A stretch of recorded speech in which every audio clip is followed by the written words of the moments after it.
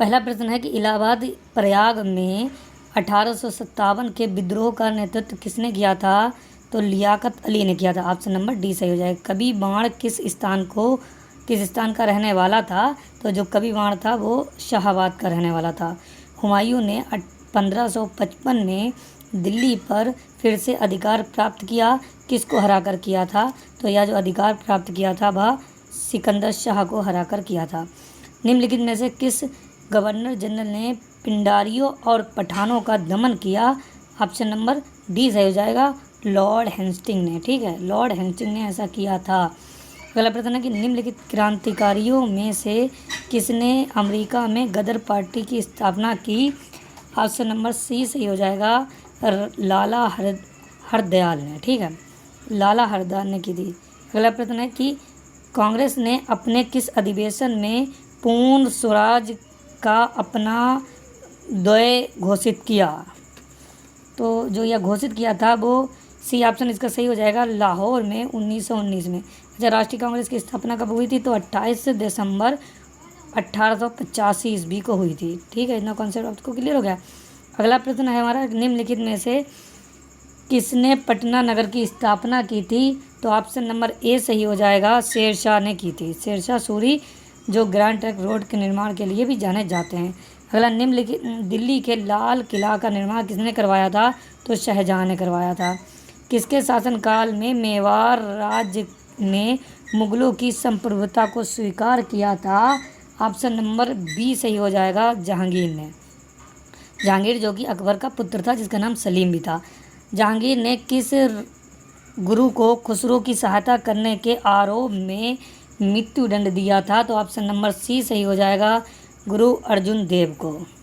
किसको? गुरु अर्जुन देव को। अगला प्रश्न है हमारा कि किस मुगल सम्राट का राज्याभिषेक 2 बार हुआ? तो जो ऑप्शन नंबर डी है, औरंगजेब का 2 बार हुआ। औरंगजेब जिनका शासन जो पीरियड है वो 1658 से 1707 तक है। ठीक है। अगला प्रश्न है कि जय सिंह को राणा की उपाधि किस सम्राट ने दी थी? तो जय सिंह की जो राणा की उपाधि दी थी वो ऑप्शन नंबर बी सही हो जाएगा, औरंगजेब ने दी थी। किसने दी थी? औरंगजेब ने। अगला है कि औरंगजेब के समय में किस सम्राट नेता ने भरतपुर की स्थापना की थी? तो ऑप्शन नंबर ए सही हो जाएगा, चूड़ामन ने। ठीक है, ऑप्शन नंबर ए सही। अगला प्रश्न है कि मुगल काल में वह कौन सी पहली इमारत है जो पूर्णतः संगमरमर से बनाई गई? तो एतमादुल्ला का मकबरा। ऑप्शन नंबर डी सही हो जाएगा, ऑप्शन नंबर डी सही हो जाएगा। अगला प्रश्न है हमारा 15 है कि अलाउद्दीन खिलजी ने किस हिंदू शासक को राय रयान की उपाधि दी थी? तो ऑप्शन नंबर बी सही हो जाएगा, रामचंद्र राय को। किस योगदान के लिए लाल बाल और पाल प्रसिद्ध हुए थे? तो ऑप्शन नंबर सी सही हो जाएगा, चरमपंथ के लिए प्रसिद्ध हुए थे। किसके लिए? चरमपंथ के लिए। अगला प्रश्न है कि निम्नलिखित में से कौन सा कथन 1875 ईस्वी की क्रांति प्रकृति और स्वरूप का अधिक तर्कसंगत ढंग से प्रकाश डालता है? तो ऑप्शन नंबर बी सही हो जाएगा इसमें, कि जो यह राष्ट्रीय स्वतंत्रता के लिए लड़ा था। अगला प्रश्न है कि किस आंदोलन के दौरान मोहनदास करमचंद गांधी नामक नए नेता ने राष्ट्रीय आंदोलन की कमान संभाली? तो ऑप्शन नंबर बी सही हो जाएगा, चंपारण, जो 1917 ईस्वी में हुआ था। कब हुआ था? 1917 में चंपारण हुआ था। ठीक, और यहाँ करमचंद गांधी यानी कि महात्मा गांधी की बात हो रही है। अगला प्रश्न है कि आज़ाद हिंद फौज का संगठन यानी स्थापना कहाँ हुई थी? तो जो आज़ाद हिंद फौज की संगठन की स्थापना हुई थी वो सिंगापुर में हुई थी। कहाँ हुई थी? सिंगापुर में।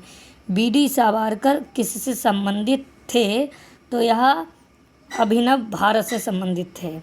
निम्नलिखित घटनाओं को काला अनुक्रम अनुसार सजाइए। तो या जो इसमें जो पहले आएगा वो बाद में आएगा, वो इस तरीके से होगा कि पहले जो आएगा वो आएगा इसमें बी आएगा। ठीक, युगांतर पार्टी। उसके बाद आएगा ए आएगा अनुशीलन समिति। उसके बाद डी आएगा अभिनव भारत, और उसके बाद आखिर में आएगा सी यानी कि गदर पार्टी। आई होप कि आपको समझ में आया होगा। निम्नलिखित हड़प्पा संस्कृति से जुड़ा स्थल रंगपुर किस नदी के तट पर स्थित है? तो यह सी सही हो जाएगा, मादर नदी के तट पर स्थित है। अगला है कि वैदिक युग की सर्वाधिक प्राचीन संस्था कौन सी थी? तो यह जो संस्था थी वह ऑप्शन नंबर डी सही हो जाएगा, विदत। भागवत धर्म का निम्न में से कौन दार्शनिक संप्रदाय था? तो ऑप्शन नंबर ए सही हो जाएगा, सांख्य। यूनानी ग्रंथ में चंद्रगुप्त मौर्य को क्या कहा गया है? तो यूनानी ग्रंथ में चंद्रगुप्त मौर्य को कहा गया है, क्या कहा गया है? ऑप्शन नंबर सी सही हो जाएगा, यानी कि सेंडोकोटस। अगला प्रश्न है कि अर्थशास्त्र में उल्लिखित सीता अध्यक्ष किस विभाग के अध्यक्ष थे? किस विभाग के अध्यक्ष थे? तो ऑप्शन नंबर बी सही होगा, टकसाल के अध्यक्ष थे। अगला प्रश्न है 27 कि गुप्त वंश के शासनकाल में कौन सा कथन कला का प्रमुख केंद्र था? तो सारनाथ था। कौन था? सारनाथ था।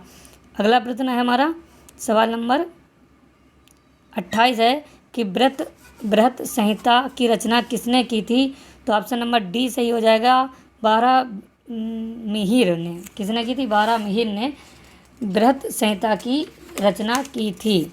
अगला प्रश्न हो जाएगा प्रश्न नंबर 29 है हमारा, अद्वैत काल की अनुभूति किस काल में हुई? तो ऑप्शन नंबर बी सही हो जाएगा, उत्तर वैदिक काल में। ठीक है, उत्तर वैदिक काल का जो पीरियड माना जाता है वो 1000 BC से 600 BC तक, यानी 1000 ईसा पूर्व से 600 ईसा पूर्व तक। अगला प्रश्न है हमारा कि भारतीय संस्कृति की आधारशिला क्या है? तो भारतीय संस्कृति जो आधारशिला है वो देवी देवताओं में विश्वास रखना ही ऋग्वेद जो है वो भारतीय संस्कृति की आधारशिला है। अगला प्रश्न है 31 है कि जैन धर्म का ईश्वर के प्रति क्या विचार था? तो ईश्वर में विश्वास ही जैन धर्म का ईश्वर के प्रति विचार था। अगला प्रश्न है हमारा सवाल नंबर 32 है कि खरोष्ठी लिपि का उद्भव किस काल में हुआ था? तो यह जो हुआ था वो ऑप्शन नंबर डी यानी बुद्ध काल में हुआ था। आई होप कि आपको वीडियो पसंद आया हो। पसंद आया तो लाइक करें, सब्सक्राइब करें। रोजाना हम इस तरीके की वीडियो आपके लिए लेकर आते रहते हैं। धन्यवाद।